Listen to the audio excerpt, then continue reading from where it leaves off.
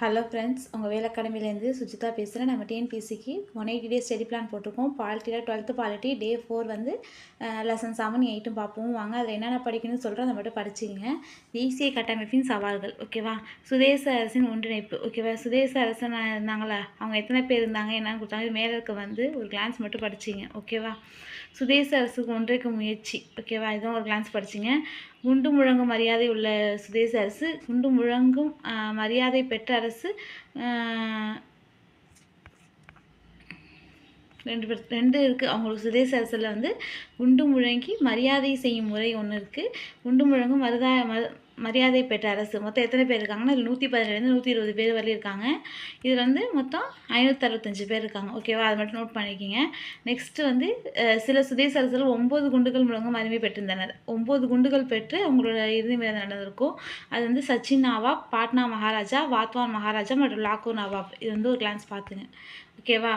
Next 3வது ஒரு வகை இருக்காங்க, குண்டு முழங்கும் உரிமை பெறாத சுதேச அரசர்கள், ஓகேவா? அது எத்தனை பேர் இருக்காங்க பாருங்கள், 117 120 வரையும் குண்டு முழங்கும் வரிங்க பெற்றிருந்தாங்க. இவங்க வந்து குண்டு முழங்கும் உரிமை பெறாதவங்க மிச்ச பேர் 565 பேரில் அப்படின்னு கொடுத்துருக்காங்க, ஓகேவா? இது ஒரு கிளான்ஸ் பார்த்துங்க. இந்தியாவில் சுதேச அரசு எப்படி இருந்தாங்க அப்படிங்கிறது கொடுத்துருக்காங்க.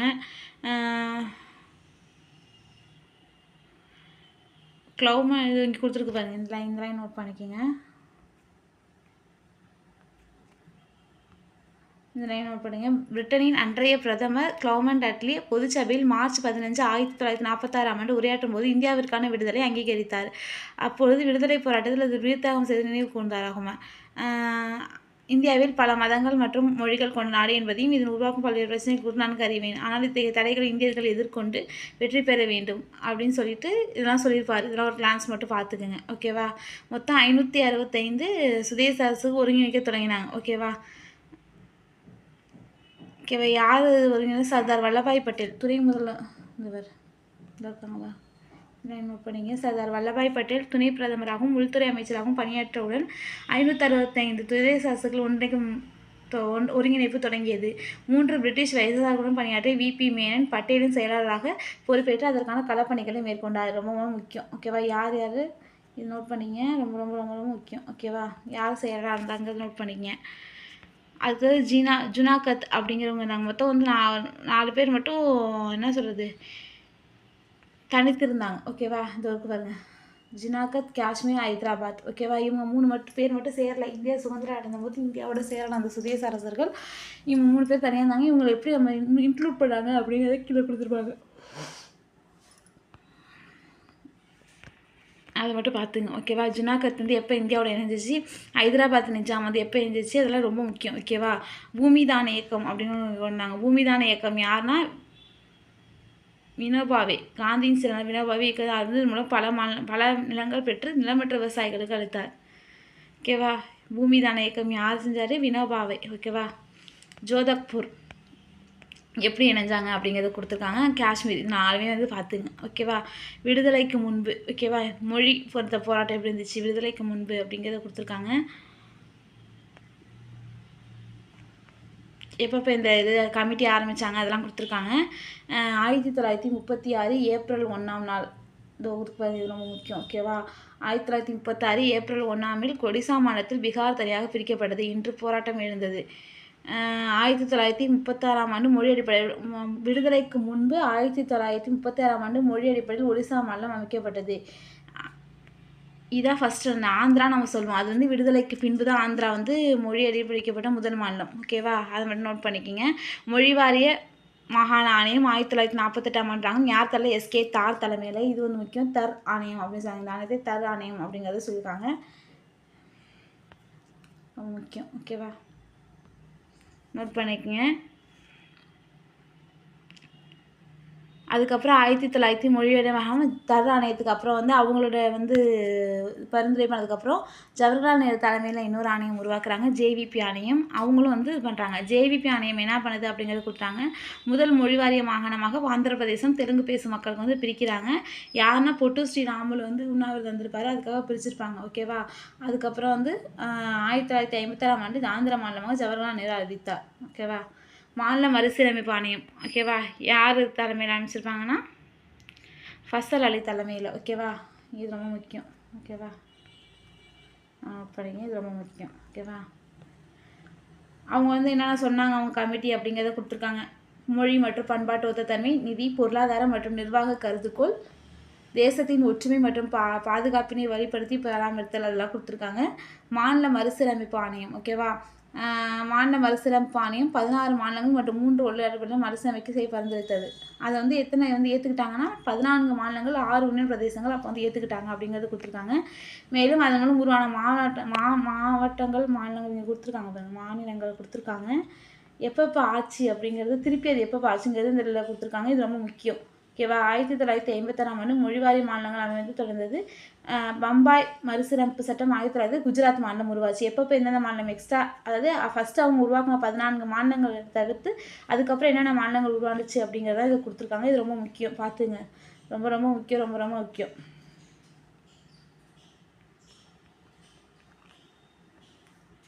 இது எல்லாத்தையுமே பார்த்துங்க. நெக்ஸ்ட்டு வந்து மாநில மறுசீரமைப்புக்கு பிறகு இந்த 1948க்கு பிறகு சுதந்திர இந்தியா எப்படி இருந்துச்சு அப்படிங்கிறது கொடுத்துருக்காங்க. இதெல்லாம் சும்மா ஒரு கிளான்ஸ் கதையாக படிச்சிங்க, எப்படி நம்ம இது பண்ணாங்க அதே தான் திருப்பி ரிட்டர்ன் அடிச்சிருப்பாங்க. இதெல்லாம் சும்மா ஒரு கிளான்ஸ் பார்த்துங்க. எல்லைகள் என்னென்னு கொடுத்துருவாங்க, இதெல்லாம் சும்மா ஒரு கிளான்ஸ் படிச்சிங்க. மண்டல கட்சிகள் எப்படி தோன்றாச்சு, மாநிலங்கள் எப்படி உருவானுச்சு, இதெல்லாம் சும்மா ஒரு கதையாக தான் கொடுத்துருக்காங்க. நெக்ஸ்ட் அரசு, தேசம், அதோட சவால்கள், தேசியனா என்ன, எல்லாமே ஒரு கிளான்ஸ் சும்மா படிச்சிங்க. ஓகேவா, இதில் வேளாண்மை பற்றி சில டேட்டா கொடுத்துருக்காங்க, அந்த டேட்டா மட்டும் நோட் பண்ணிக்கிங்க. ஓகேவா, டேட்டா கொடுத்தாங்க, அந்த டேட்டா மட்டும் நோட் பண்ணிக்கிங்க. அடுத்து தொழிற்சாலையை பற்றி சொல்லியிருக்காங்க. மத்திய மாநில உறவுகள், பொருளாதார சவால்கள். மத்திய மாநில உறவுகள் நம்ம போன வீடியோலே பார்த்துருப்போம். ஓகேவா, அதெல்லாம் பார்த்துங்க. உலகமயமாதல் எப்போ ஆரம்பித்தாங்க, 1990 அப்போ எல்பிஜி அப்படிங்கிற கொள்கை கொண்டு வந்தாங்க அப்படிங்கிறது கொடுத்துருக்கு. சும்மா ஒரு கிளான்ஸ் மட்டும் பார்த்துங்க. ஓகேவா, இதெல்லாம் சும்மா தியரி தான். மொழி அடிப்படை தேசவாதம் உருவாக்கம், தமிழ்நாடு மாநிலம் உருவாக்கப்படுதல், தமிழ்நாடு எப்படி உருவாச்சு அப்படிங்கிறத கொடுத்துருக்காங்க. 1802ஆம் ஆண்டு, இது ரொம்ப முக்கியம். 1802ஆம் ஆண்டு வெல்லஸ்லி பிரபு சென்னை மாகாணத்தை உருவாக்கினார் அப்படிங்கிறது கொடுத்துருக்காங்க. அதுக்கப்புறம் எப்படி வந்து ஒரு நிமிஷம்,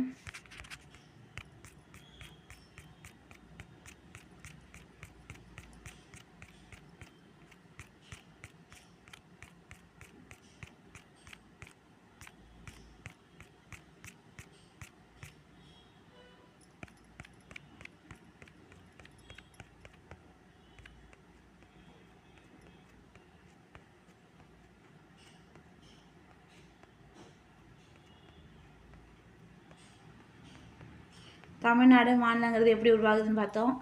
ஓகேவா, நெக்ஸ்ட்டு மொழி அடிப்படையில் தேசியவாதம், இதில் யார் யார் போராடினாங்க எல்லாம் கொடுத்துருப்பாங்க. இதெல்லாம் ஒரு கிளான்ஸ் மட்டும் படிச்சிங்க. திராவிட நாடு சிந்தனை அப்படிங்கிறது வந்து 1937ஆம் ஆண்டு சென்னை சட்டமன்ற தேர்தல் காங்கிரஸ் வெற்றி பெற்றது. ராஜாஜி எப்போ முதலமைச்சர் ஆனார், ஃபஸ்ட்டு ராஜா தான் முதலமைச்சர். அப்புறம் என்னென்ன எல்லாம் போராடினாங்க எல்லாமே கொடுத்துருவாங்க. இதெல்லாம் ஒரு கிளான்ஸ் படிச்சிங்க. திராவிட நாடு மாநாடு நடத்தி திராவிட நாடு கோரிக்கை முன்வைத்தார், பெரியார் பண்ணியிருப்பார் 1939ஆம் ஆண்டு. காமராஜர் ராஜாஜி என்ன பண்ணாங்கன்னு கொடுத்துறாங்க. இதை கிளான்ஸ் பார்த்துங்க. தட்சிண பிரதேசம் என்னும் மாநில கொள்கை, தட்சிண பிரதேசம் அப்படிங்கிறது ராஜாஜி தான் கொண்டு வந்திருப்பார். ஓகேவா, அது கொடுத்துருப்பாங்க, அதை பார்த்துக்குங்க. நெக்ஸ்ட்டு வந்து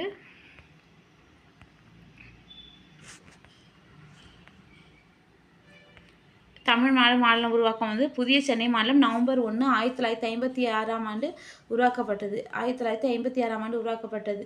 ஓகேவா,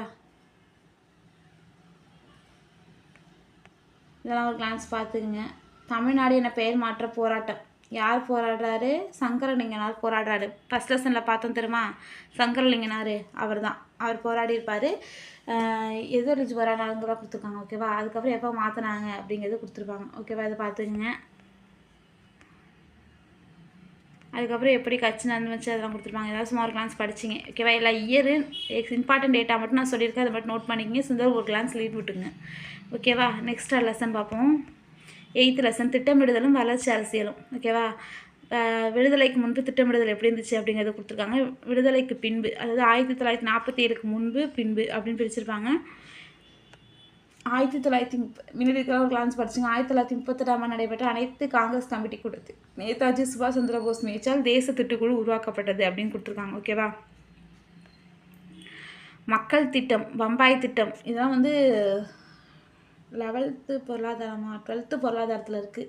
அதில் ஷார்ட்கட் கொடுத்தாங்க. இது திட்டம் ரொம்ப முக்கியம். பம்பாய் திட்டம்னா என்னென்னு பார்த்துங்க, மக்கள் திட்டம்னா என்னென்னு பார்த்துங்க, அது யார் உருவாக்குனாங்க, சர்வோதயா திட்டம்னா யார், எல்லாமே அதெல்லாம் கொடுத்துருக்காங்க. இந்த லைன் ஃபுல்லாகவே எல்லாமே முக்கியம். ஓகேவா. விடுதலைக்கு பின்பான திட்டமிடுதல் எப்படின்னா திட்ட ஆணையம் ஒன்று உருவாக்குனாங்க, அதெல்லாம் கொடுத்துருப்பாங்க. 1950ஆம் ஆண்டு இது இருக்குல்ல பிரதமர் ஜவஹர்லால் நேரு அவர்களால் உருவாக்கப்பட்டது. ஓகேவா. அதோட நான் இதெல்லாம் கொடுத்துருவாங்க. இதெல்லாம் என்ன ரொம்ப முக்கியம், அதெல்லாம் நோட் பண்ணிக்கிங்க. அடுத்தது திட்ட அதோட பணிகள் கொடுத்துறாங்க. அதை ஒரு கிளான்ஸ் பார்த்துங்க, அவங்க என்னென்ன வேலை செய்வாங்க அப்படின்னு. அதோட நிறுவனம் அமைப்பு எப்படி இருக்குது அப்படிங்கிறது சொல்லியிருக்காங்க, அதை ஒரு கிளான்ஸ் பார்த்துக்குங்க.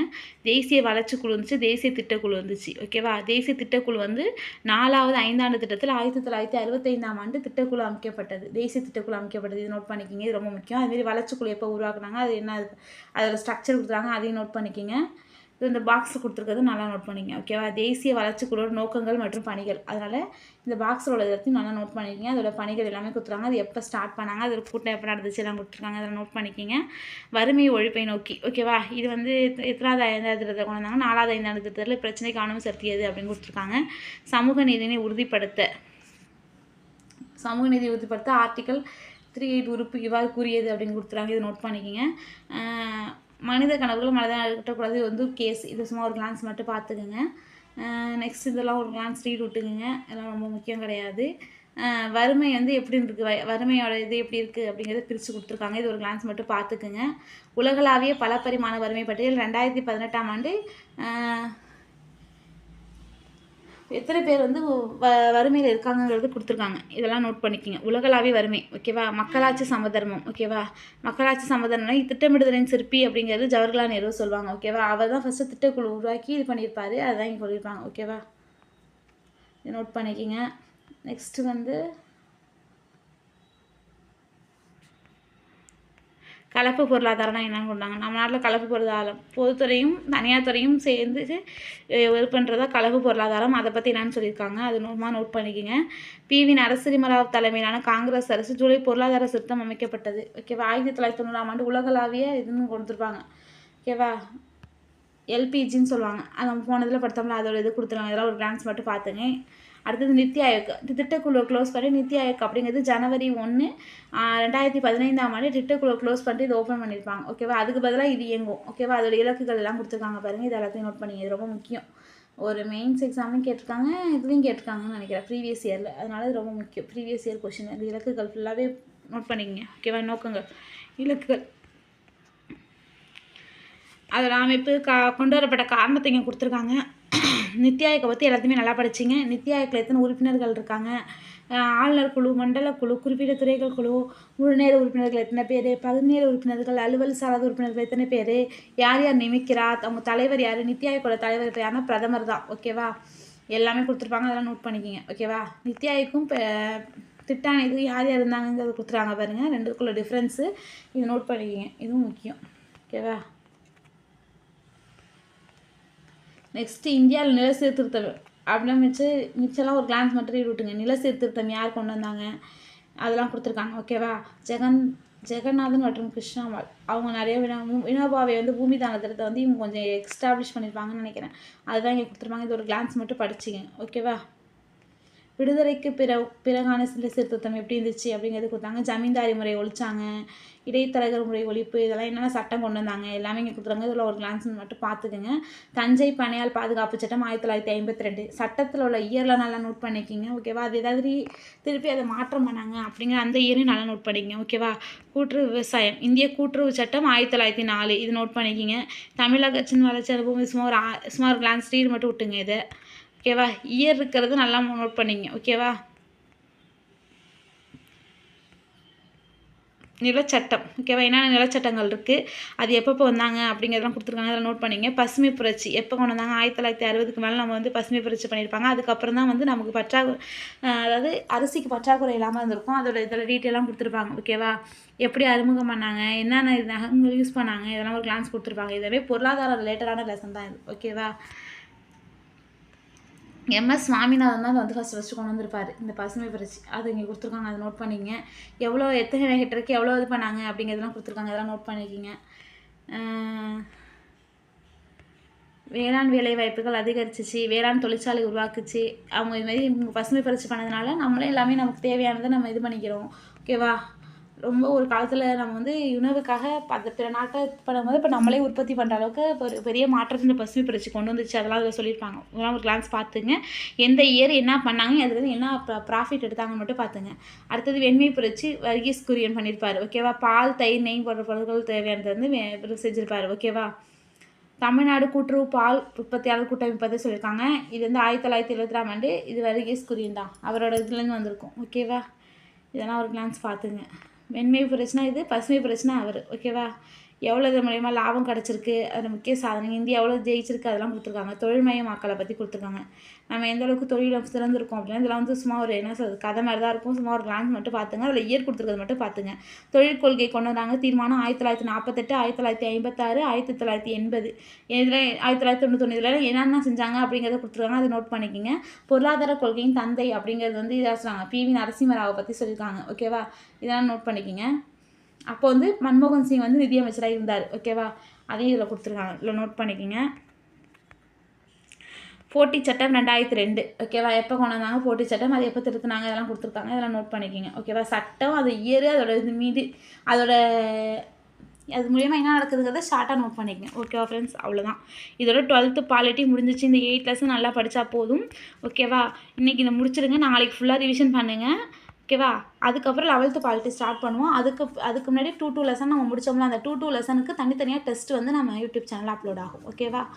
அது மட்டும் பார்த்துங்க. Okay, thank you.